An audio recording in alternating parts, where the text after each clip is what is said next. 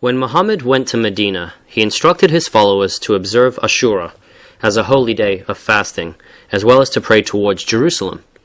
Why did he do that, and what caused him to change his mind later? Ashura fell on Yom Kippur, Day of Atonement of the Jews, which falls on the 9th day of Tishri, the Hebrew 7th month, and is the 10th of Muharram, the first month in the pagan Arabian calendar.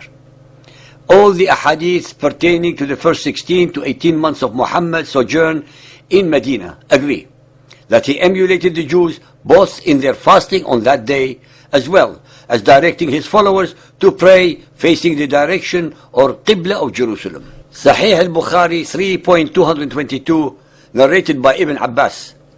The Prophet came to Medina and saw the Jews fasting on the day of Ashura. He asked them about that. They replied, "This is a good day, the day on which Allah rescued Bani Israel from their enemy. So Moses fasted this day." The Prophet said, "We have more claim over Moses than you." So the Prophet fasted on that day and ordered the Muslims to fast on that day. On what logical or moral basis did Muhammad claim superiority over Moses than the Jews? Moses, after all, was not from the descendants of Ishmael, but from the line of Isaac. Muhammad's claim was based, like all his other claims, on unfounded and mendacious lines of thought perpetrated upon his ignorant, superstitious, and unlearned followers, who truly believed in their utter innocence his false pretensions that he was the messenger of Allah. The greatest tragedy of all is that even now, hundreds of millions of indoctrinated Muhammadans believe these lies. Sahih al-Bukhari Hadith 3.223, narrated by Abu Musa. The day of Ashura was considered as Eid, as a holiday, by the Jews. So the Prophet ordered, "I recommend you Muslims to fast on this day." Sahih al-Bukhari Hadith 3.224, narrated by Ibn Abbas. I never saw the Prophet seeking to fast on a day more preferable to him than this day, the day of Ashura, or this month, i.e. the month of Ramadan. Sahih Muslim Hadith 2514, narrated by Jabir ibn Samura. The Messenger of Allah commanded us to observe fast on the day of Ashura and exhorted us to do it and was particular about it.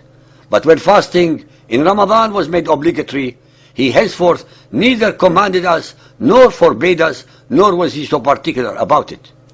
The Quran does not ordain that Muhammadan Muslims should fast on the 10th of Muharram. This is found only in the ahadith. Neither Allah nor Gabriel had instructed Muhammad to do so. Muhammad, after all, decided to fast on the same holy day of the Jews all by himself, without any prodding from Allah or Gabriel. When he realized that the Jews would not accept his false claims to prophethood, he turned violent against them, both physically and in the verses that he put in his Quran as convenient revelations from Allah. The Muhammadan records prove beyond a shadow of a doubt the following conclusions. 1. That Muhammad copied the traditions of the Jews in their holiest day of fasting, called Yom Kippur, which fell on the 10th of Muharram. 2. That Muhammad's first Qibla was likewise directed to the holiest shrine of the Jews, towards the Temple of Solomon in Jerusalem. 3. That Muhammad considered what was holy to the Jews as holy to his followers also. 4. That as far as Muhammad was concerned, the Temple of Solomon and Jerusalem were at that moment of his mission superior to both the Kaaba and Mecca. 5. Muhammad only changed his mind about following the traditions of the Jews when they refused to accept him as their prophet, especially since he wanted to impose his cult belief system upon them. 6. Those so-called believers who are listening to our series must be made aware that during the whole period of Muhammad's life, he prayed in the Kaaba with the polytheists, while it harbored the 360 pagan rock gods of the Quraysh, his own people. That is, he was, till the last year of his life, praying in a house of idolatry, because the only time the Kaaba was cleared from its rock gods was after its conquest by Muhammad a year before he died.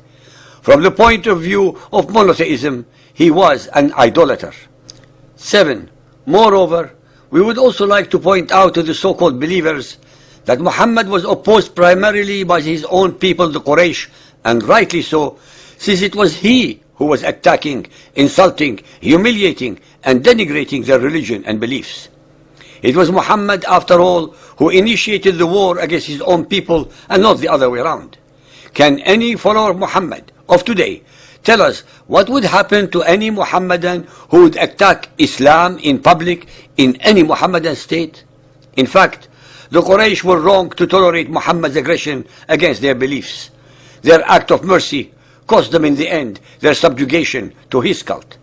Finally, and as we have shown earlier, all the verses in the Quran are the product of Muhammad's own imagination and misunderstanding of the Bible and have absolutely nothing whatsoever to do with any divine being. Muhammad, Allah, Gabriel, and Satan are all manifestations of Muhammad, the sole author of the Quran.